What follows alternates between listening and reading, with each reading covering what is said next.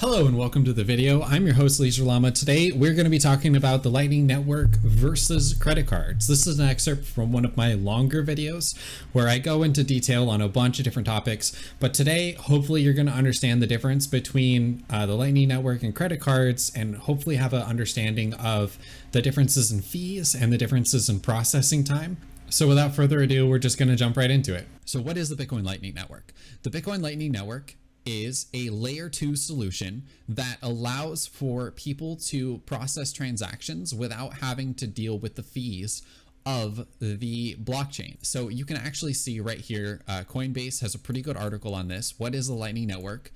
Beginner's Guide to the Layer 2 technology that's making Bitcoin payments faster and cheaper. With the Lightning Network, you can basically transact instantaneously for fractions of a penny in fees. Let's actually look at those fees. Okay, so I actually have a website here. Again, link is going to be inside the description, but it shows real-time Lightning Network statistics. So let's refresh this page. There we go. And down here, it will show you a median base fee and a median fee rate. And we can see here that the median base fee is 1 sat. So 1 sat, or 1 Satoshi, which is named after the creator of Bitcoin, is 8 decimal places down from 1 Bitcoin. So 1, 2, 3, 4, 5, 6, 7, 8.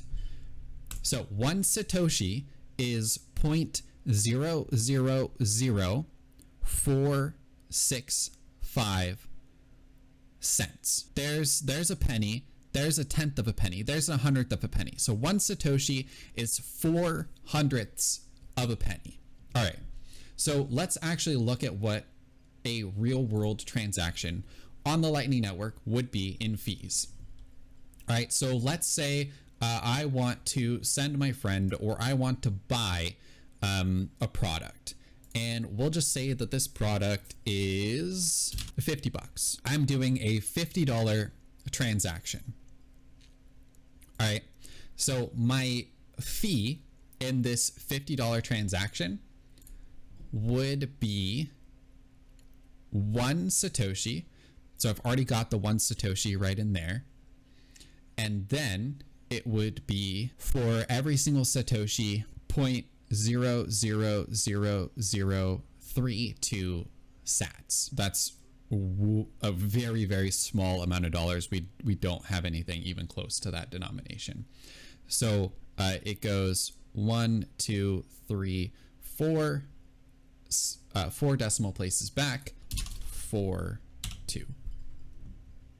And then 1, 2, 3, 4. We have that 8. So 8 times 32. And again, all of this stuff would be calculated 256 automatically by your wallet when you are conducting the transaction. So if I do a $50 transaction, and let's zero this out, it's going to cost me 0.0019. So about 2/10 of a penny. So that's how much it would cost me to do a Lightning Network transaction to purchase $50 worth of goods, or to send my friend $50. Too expensive. Also, this would be done instantaneously. So relatively, like it would take a second maybe in order for this transaction to clear, to process, right? So we have a nearly instantaneous transaction that costs 2/10 of a penny. All right, so now let's compare this against how much it would cost to do a credit card transaction, right? Since credit cards are basically the way that people buy goods. Here is a company that makes software for credit card transactions. Let's look at their information. How long does it take for a payment to process? Generally, it takes 2 business days. Now, remember, on the Lightning Network, nearly instantaneous. It takes 2 business days for the payment to process. If you process the payment on Friday, you'll receive the funds on Thursday. That's a decent bit longer. That's a little bit slower, and fees are automatically deducted from payments before they're deposited into your account. Now let's look at fees. what are the fees in order to do a credit card transaction? Well, one of the options is flat rate. So flat rate is about 2.9% of the total cost of the transaction plus 30 cents. We're going to keep everything the same. So $50 transaction, my transaction I calculated out on the Lightning Network, about $50. So we're going to keep this 50 bucks, $1.45, and then we're going to add 30 cents. So $1.75 in transaction fees for the flat rate fee structure in order to receive your funds in 2 to 4 days. So which one is the slow and archaic one? Which one is the one that takes longer to process? All right. Let's say that you don't even want to use the Lightning Network though. So your average transaction fee is 80 cents. Last time I did a transaction, I think it ended up costing me about 24 cents to process the transaction, and it took a couple hours to clear. Right there, I just compared Bitcoin Lightning Network and Bitcoin on-chain transactions to credit cards. Let's look at some other credit card processors. Right here, we have Cash App. Using credit card on Cash App, Square adds a 3% fee to the transaction. Let's look at PayPal. PayPal consumer fees.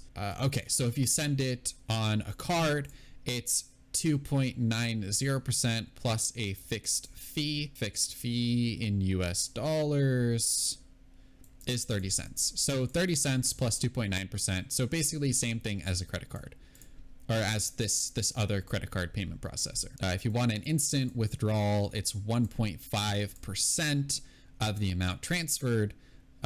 Local account is no fee, but that's going to be going through the ACH system, which can take 3 to 5 days to process. So if we're looking at current systems, they are expensive and they are slow and they are a little bit difficult to use. Whereas with cryptocurrency, you can do all of this with just a cell phone. It makes it easier for commerce to happen and cheaper. Like it's cheaper to use this and faster than the credit card system that we currently have in place. He says that it's too slow, and this is exactly what I'm talking about. He either doesn't know about these improvements to Bitcoin, or he's purposely not talking about them in order to make his point seem more correct, in order to convince people that he is correct, when I think that he either didn't look well enough into this or is purposely just not telling people about this stuff. Either way, it's not good. It's not a good look. So if you like my breakdown on the difference between credit cards and the Lightning Network, please feel free to give me a like and subscribe so you can see more great content just like this. I'm going to try and put the original video over here. I don't quite know how to do that yet, but I'm going to try and do it. Let's see if it shows up there. So if you want to check out the full length video, it's right there. I hope that everybody has a wonderful day, and I will catch you guys in the next one. Peace.